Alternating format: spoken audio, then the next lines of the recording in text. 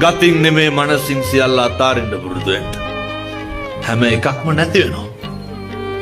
මොකක්ද නැති වෙන්නේ නැත්තේ? අපේ පෙම්වතා පෙම්වතිය නැති වෙනවා. බිරිඳ නැති වෙනවා. දරුවෝ නැති වෙනවා. ස්වාමියා නැති වෙනවා. අම්මගේ තාත්තගේ ගුණේ නැති වෙනවා. යාළුවෝ නැති අපිත් නැති වෙනවානේ. කවුද දන්නේ හෙට ඇස් දෙක පෙනේද නැද්ද කියලා? කාට මොක කෙරුවත් කමක් නෑ, අන්තිමට අපිට අපි විතරයි කියන එක මතක තියාගන්න.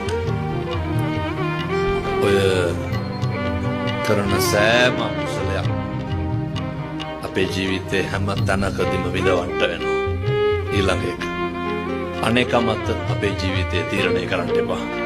පින් පව් කඩා වැටි අනේක මත තීන්දුව తీරන ගන්න එපා.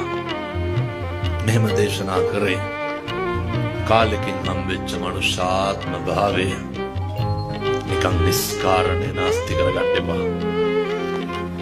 අද ඒ මරු පින් කරගන්නේ කුමටද කුසලට කම්මැලි වන්නේ? හොඳ සත්පුරුෂ විදියට ජීවත් වෙන්න.